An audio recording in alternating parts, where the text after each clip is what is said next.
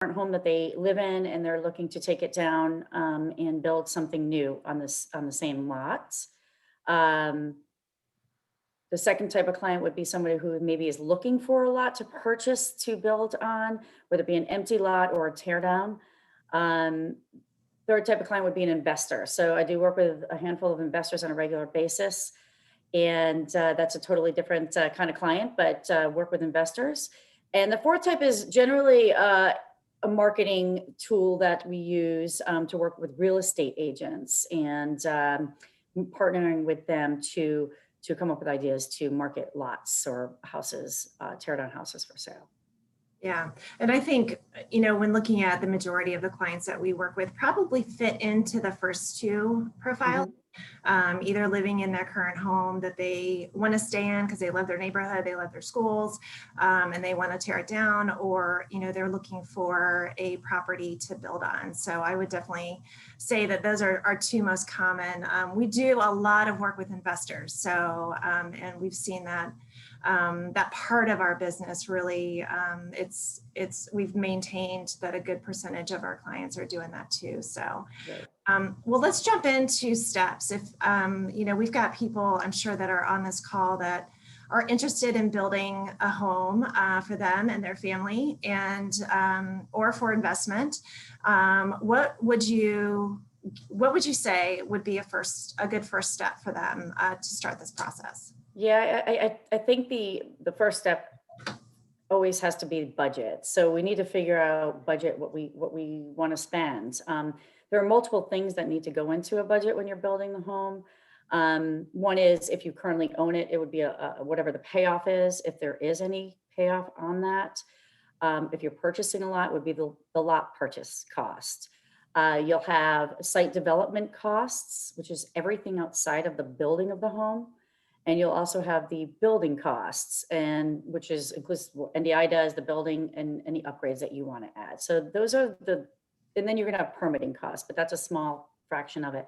But those are the basic costs that you're going to have to budget for when you're looking at doing a project like this. The budget is the most important thing for me to understand, as well as obviously the client needs to understand. Knowing this upfront really helps guide me, be able to guide them through the process a lot easier. Breaking down the different costs and knowing what we have to spend and what we want to get. So, it's really important part of the process. So that is always the first thing that I will have a client look at, what their budget is. It's best if they talk to one of our lenders. We have 5 lenders that we work with, and they would be able to just explain the actual construction lending process, a lot purchase process, in a lot more detail, and maybe give some numbers on how that would break down for the client. But that's a really important part. Yeah, I think that's really good advice. In a project like this, the budget will drive everything. And there are parts of the budget that we can't do anything about, the cost of the lot, or, the existing payoff for the mortgage. But, we can really help tailor the process for people when we know this up front. And really, construction lending is really just a whole different animal. And I'm really excited to have our next session, our next webinar will be focused all on construction lending. And we're going to have a special guest with us to talk about that process. But, I think it's really important for people to understand how that process works, because it is so different from a conventional mortgage, that you would have on just a house purchase. So, and again, the budget just helps us to guide the client to get what they want. So after determining the budget, what's the next step for people that are starting this process? The next step for me with my clients would be to determine what's going to work, particularly physically on the lot. Every county has its own requirements as far as setbacks, stormwater management, lot coverages, any kind of landscaping requirements. So every county is a little bit different. When you're working with a bigger lot, maybe out in Loudoun County, further out in Fairfax County, Prince William, those areas, where the lots tend to be bigger, that's a little bit of a different process in determining. But when we're working with the infill lots, there's a lot of parameters that the counties have in place that we need to follow. So we would need to maybe look at a plat of the property to figure out what we can actually fit. So I may look at the square footage of it as well as the size, the shape, and say, it looks like we can fit this size house, and then work from there. So that really guides us, in what we can do, and what the client wants and which direction we need to go in to get that. Yeah. When Dad started the company in 1988, I mean, mostly he was building on empty lots. There were a lot more of those back then. And now, that infill custom building has just become such a trend because people want to stay in their neighborhoods. They love their schools, and so they want to stay put. But you're right. I mean, each county, and even within the county, depending on the zone for that particular lot, could have different requirements. So it's really important early on to try to determine what will fit. It's also helpful. I think this part of our process is also helpful for people that are looking for land, because we can help investigate, a particular lot if the client finds something, and we can help them through that study period, which is really a whole other conversation. But yeah, I think that I full think it's service available. Yeah, I think it's important to note too, Jen, that we have a lot of experience and a lot of resources. So, when I'm working with a client, and I'm looking at it, I have resources I can go to. Number one, we have resources in the company who've been doing this for dozens of years, but I also have outside resources. I can talk to the county directly. I can talk to my site work manager. I can talk to a civil engineer. So there are resources when we're looking at these lots, whether it be a lot that someone owns or someone's looking to purchase, to try to help guide them the best we can. And if I can't give them an answer on something, then I can give them somebody to contact to get an answer. Right. Yeah, no, I agree. Well, I think that is a really important second step, and that kind of leads us into the third. So why don't you talk about the third step to starting this process?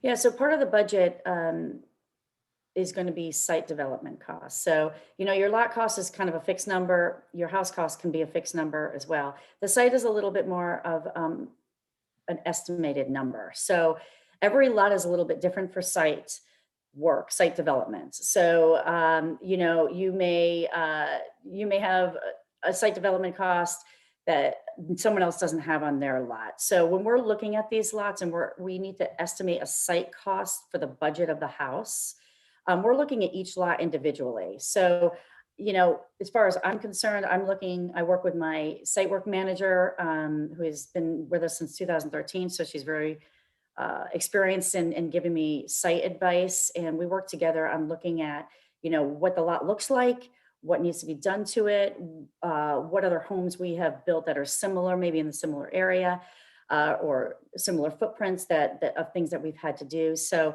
but site development is a group of things. It's not the reason we can't give a defined number is because it's not a set thing.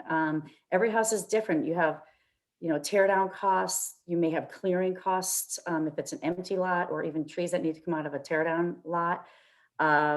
You'll have dirt removal costs. You'll have site plan costs, which are engineering costs, soil tests, landscaping, county requirements for stormwater management, final driveways. Could it be 25 feet long or 125 feet long? That's going to, have to be budgeted for. So there's a lot of things that go into sites, and the experience that we have, we'll come up with a good budget for what we believe is going to be your site work cost for your particular project. But that's an important part as far as the budget's concerned. Yeah. It's funny when I look back, because we haven't always managed site for people. We've got two program options where if they want to manage the site while we rebuild the house, that's fine, or we can manage it for them. It's hard to imagine the company before we started doing that. So that's when my brother Adam in 2007 came in and got that program off the ground. But it's a great option for people who, don't have the time or don't just don't want to deal with it, and they Mhm. let us handle it all. So, and I'm also excited to have Amy, who you mentioned is our site development manager. She'll be in session 3 of these webinars with us to talk about site development and everything that goes on. That could be a long conversation, but we're really going to try to keep it under 30 minutes. But we do have a lot of great resources for that. So, but yeah, I think that, that part of the budget is really important for Yes, people to understand. absolutely. All right, what about step 4? And in my opinion, this is the most fun in what we do. So what is the 4th step for people getting into this process? It definitely is the most fun part for me as well, and I'm sure for the clients. This is the design process. So this is where I sit down and listen to what the client wants and needs. We know the budget, so we're really kind of taking everything into account at this time, and we're discussing what's going to work for them. As you know, on our website, we have a bunch of standard plans and prices associated. But I can honestly tell you, in the last 16 years, I've probably built 2 standard homes without making any kind of customizations. So, it's very common to make changes to a standard plan. Sometimes I make 3 changes, sometimes I make 15. So it's really flexible. NDI allows the client, which I'm grateful for as well, to come up with new designs that will work for them and their family. So I really think this is the fun part when we start kind of piecing things together and knowing what we want, and meshing different styles of houses together, different models to get what we want. So this is a go back and forth with me and the clients. It's idea tossing. It's listening, and I love to, as the company likes to say, draw napkin sketches and back and forth with clients to say, oh, what do you think of this? So yeah, I mean, this is a really fun part of the process, and we try to get our design down in this as best we can. But again, we're flexible, so if it may move in a different direction, and a little bit further down the road. So, but it's the fun part for sure. Yeah, well, I see your face light up when you talk about this, and working with you over the last 16 years, one of the things I love watching you work is your creativity. So you mentioned the cocktail napkin, and everyone, Renee's sketches are notorious around our company. So, but it's really fun to watch when a client does start on that, going down the custom route, and watch it go from one of Renee's sketches to a completely finished custom home. So for me, that is the joyful part of what we do. And just seeing that whole process, from start to finish is really fun. So, and, I think the flexibility that we offer for people, I think it surprises people. I think, people are, not necessarily, when they ask us a question, I think they're surprised when we're able to say yes a good majority of the time, because, really it's not about what we want or what's, maybe a part of our standard plan. It's really about what the client wants. So, but that's the fun part. I agree. Yeah, I mean, I think, tossing those ideas back and forth. I use our standard models kind of as a guide, and I want to make sure that clients know that is a guide. It does not have to be purchased off the shelf that way. And I think that's a really a big difference that NDI is able to offer from some other builders. Yeah. Well, I know you've got some tips for people, who are just starting out in this process. And before we get into that, I just wanted to get people thinking, because at the end of this, which we'll be wrapping up here shortly, we're going to do a Q&A session. So if you have some questions, either about what we've discussed or really about anything about the company, please use the Q&A function. It's down on the bottom toolbar, and you can type in your question, and we can get to those. We also have a few questions that were submitted ahead of time, so we'll go through those as well if they're not covered. And so Renee, outside of the 4 steps that you talked about, what other tips do you have for people that are starting this process? Yeah, well, as you know, Jen, I built a house with NDI myself, so I know this part of it pretty well. I think Going to open houses is a really important part, whether they be NDI houses, open houses, or other open houses. Yep. I think getting ideas, gathering your ideas together is really important. Going to Pinterest or house.com and just pulling some ideas out. I mean, this helps me in the design phase as well. When I have clients come in and say, I really like the look of this house on the exterior, so that's an important part of the process for us to be able to help guide you through is to know what you like and what you're looking for. Going to the design center and seeing what we do standard is always an important part. I think when people get there, they're a little bit surprised that they have so many selections of quartz countertop standard or, Yeah. other things that, they think they're going to have to upgrade everything. But when they get there and they see, oh, well, that's nice tile, I don't need to upgrade that. That's an important part too, because obviously that all falls into the budget as well. So that's an important part. Going to our website, doing virtual tours of the houses, specifically if we have one, hopefully, of the house that you're looking at. Because some of those virtual tours are customized houses. So it may give you some ideas of what changes other people made and how that might look. Going through pictures, going through your blog. Jennifer writes a great blog on the website to go over the whole process, different steps of it. But looking at land, doing a loan, site work, all that stuff. So that's a really good place and a really good resource for clients as well. So yeah, we started writing that in 2014, which is hard to believe that it's been that long, but we started it because there really wasn't a central place for people to go who were interested in building and just wanted to get more information. So we've really tried to structure it in a way where it's a good mix of general information about custom home building, specific information about NDI, so that people can get to know us.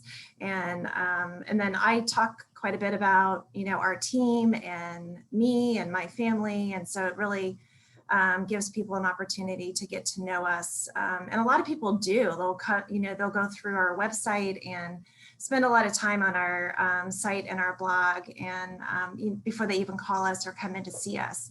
So it's a great resource that people can do from home. And if you are interested in a house or one of our portfolio plans and you don't see a whole lot of pictures or a virtual tour, you can just reach out to us, and it's a possibility that we just haven't had a chance to load them on the site yet. So, yeah. But, well, I think that's great. So we've got some questions that are coming in. Okay, great. So the first one is, what is the average time span from permits to a fully finished house? Mhm. And this one happens to be in Vienna. Okay. What Is would, I mean, it depends if it's at the town or Fairfax County, Vienna, but yeah, regardless, I mean, the permitting process is changed a little bit since COVID has started as well.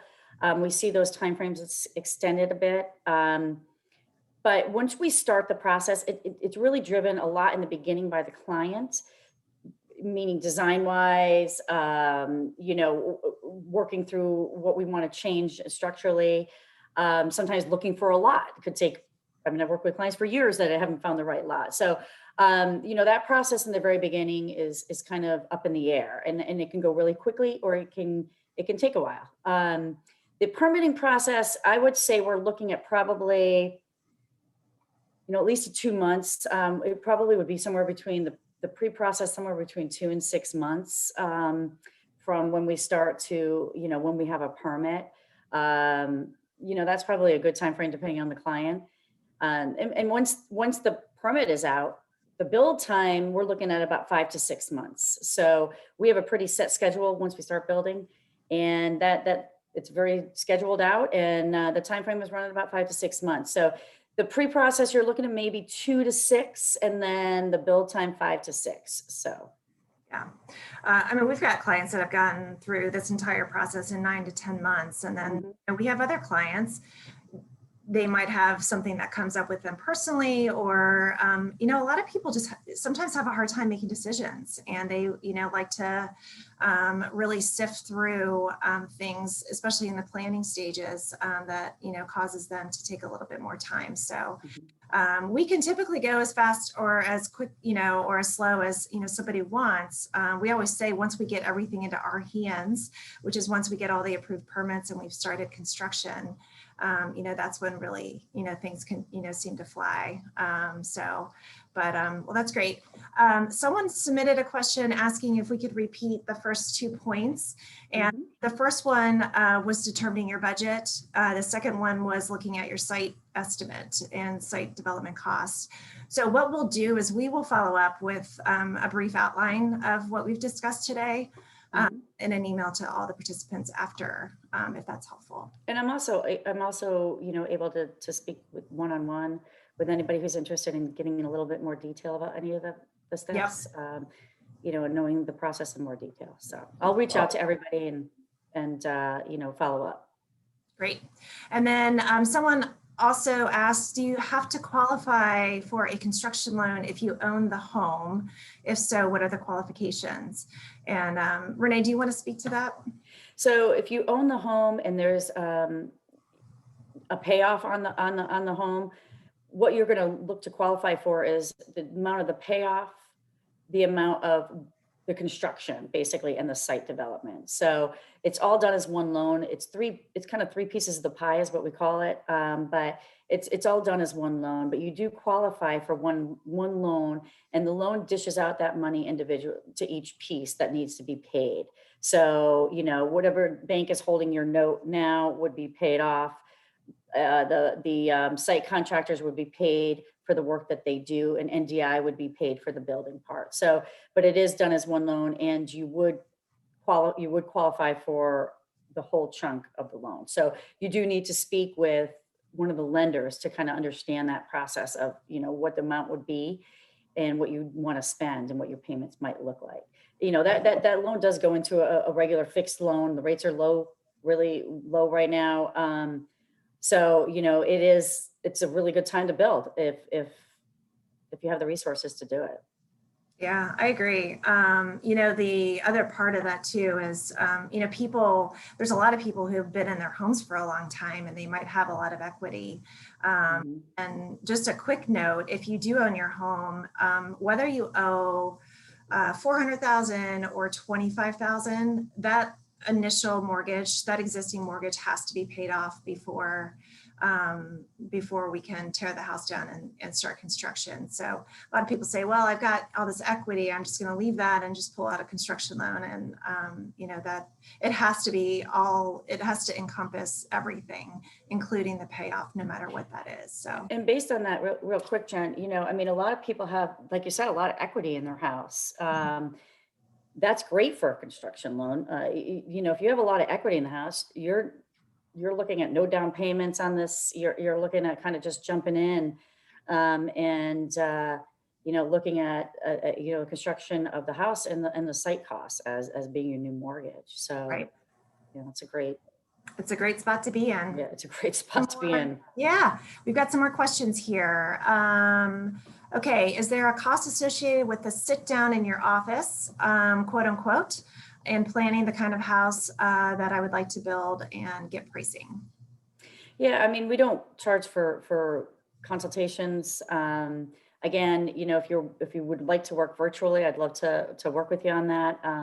I do that again via Zoom and back and forth. But if you want to sit down, yeah, absolutely. We'll sit down with you. This is not a cost thing. We want to make sure you have the information that you need to make a decision. And again, that's where I go back to budget, because a lot of it's going to come down to the budget. So that's why that's always the first step that I bring up, is because, we could talk all day about what you want, but if it's not something you're comfortable with, it's a hard thing to back off of once you start the process and say, oh, wait, I can't do that. I can't do that. So kind of gathering your budget and your thoughts together before we meet is always a good idea. Yeah, again, that initial conversation with one of the lenders is really a critical step. A lot of people go into this thinking, well, I'm not even sure if I can afford it. And, after that conversation, their level of comfort, I think they come away with saying, okay, yeah, we can, this is actually really doable. So Mhm. yeah, I agree. I think that's really, really important. Okay, the next question, if you are buying the lot to build, can the lot purchase and construction be done with one loan, or is the purchase a separate loan? There's actually two ways to do this. Renee, you want to talk about that? Yeah, you can do it separate if you wanted to. I can tell you it's not very common unless there's a reason for it, in the fact that it needs to close really quickly or something like that. But most people will try to do it as one loan. And the reason for that is you're paying closing costs once instead of twice. You get two loans. If you buy the lot and you pay closing costs, and then when you get the construction loan, they're going to pay off the lot anyway because it has to be combined. So, most people will combine it in the beginning and just get one big loan for the whole project and purchase the land and build the house at the same time. Most construction loan terms are a year, sometimes 15 months, depending on what you want to lock in. They do.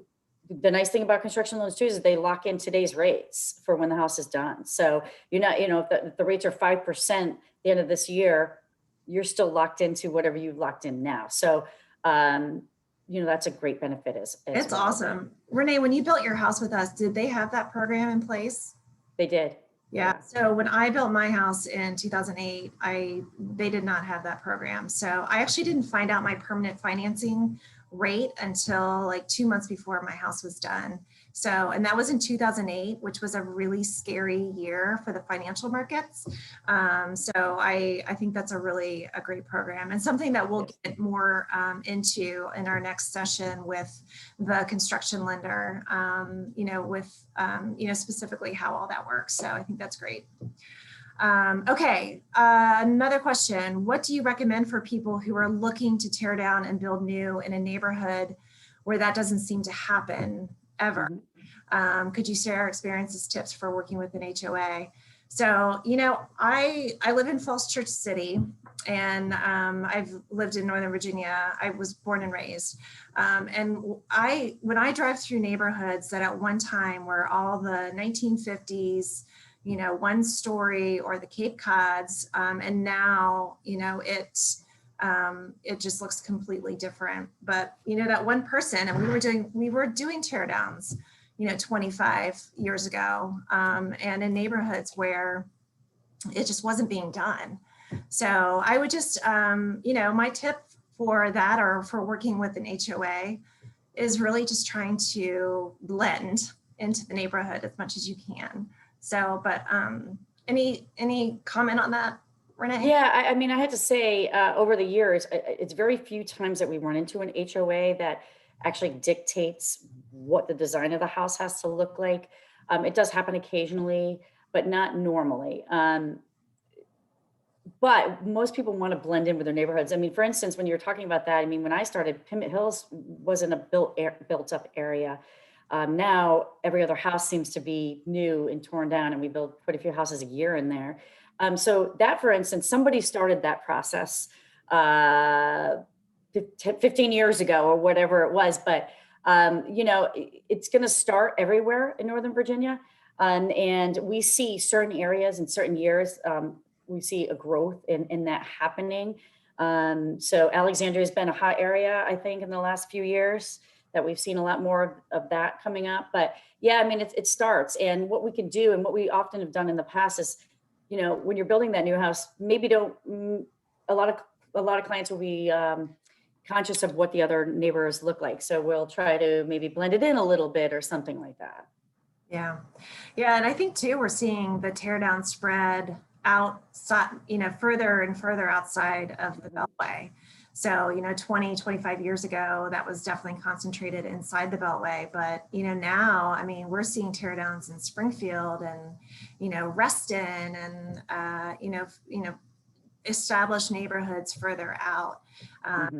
The participant asked, when you're dealing, a lot of those neighborhoods, you have an HOA that you're dealing with. So we've got a lot of experience dealing with that. And, like Renee said, most of the HOAs, are easy to work with, and, they will definitely have their process, but, that would be something that we would sift through with you during the design phase of the project. So, Renee, just to wrap up, a couple of questions that we got before the webinar today, talking about what kind of flexibility we have. I know we touched on this a little bit, but what kind of flexibility we have. I think we could speak to this not just in design, but also in our process. So do you want to talk about that a little bit? Yeah, I'll talk about design first. Like I said, we touched on it a little bit. Design is really flexible. So, as far as that's concerned, we can work. I always try to start with one of my base models and make the changes that would work for a client. We do have a custom process as well. We didn't touch much on that, but we do have a complete custom process.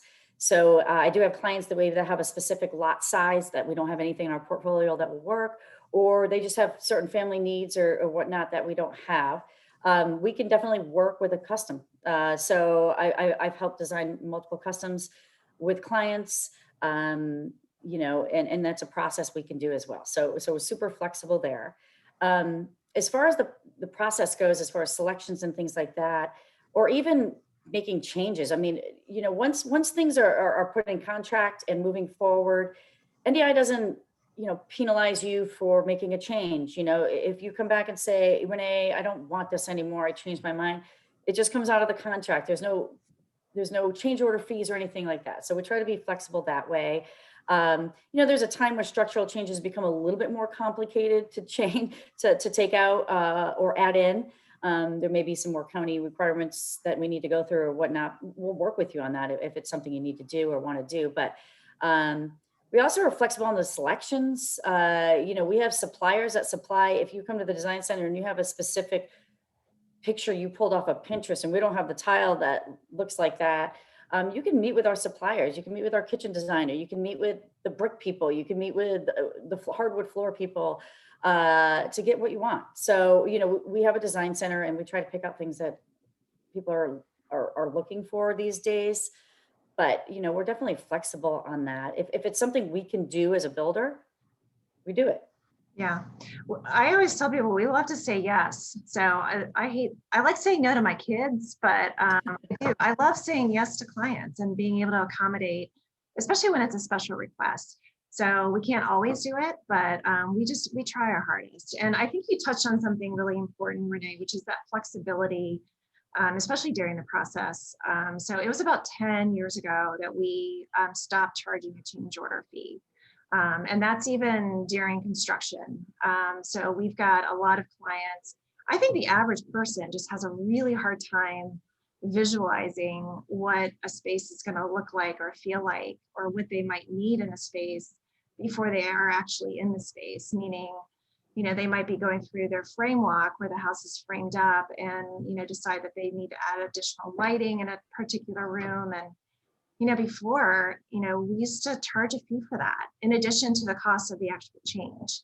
So, but, since we've made that change, I know the team doesn't always love it because it's more work. We've got to redo everything and, redo paperwork and it's more work, but ultimately, our clients are getting what they want without feeling penalized. So I think it's good. So this last question, and again, we are still taking questions if you have more from the attendees, but the last question is about site development costs. And I know we're in our session where we're talking to Amy, we'll get into this, but what is a typical budget for that?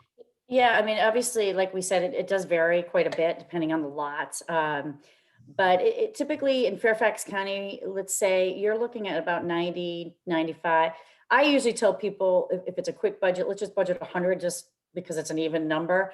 But I'd say most of them are coming in between 90 and 95 for site development. And that's, like I said, tear down, site plans, all that stuff. So Utilities. that's a good number.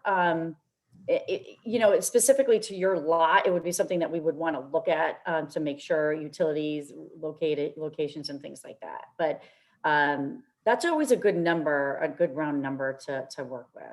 Yeah, it's, I think the experience that we have in managing these projects throughout Northern Virginia has really allowed us to hone in on what those costs look like. Mhm. And it's kind of a fun game, how close can we get? And, the good thing, I think, like you said about just an overall budget, I always tell people, we can tell you what we think that the site, costs are going to be.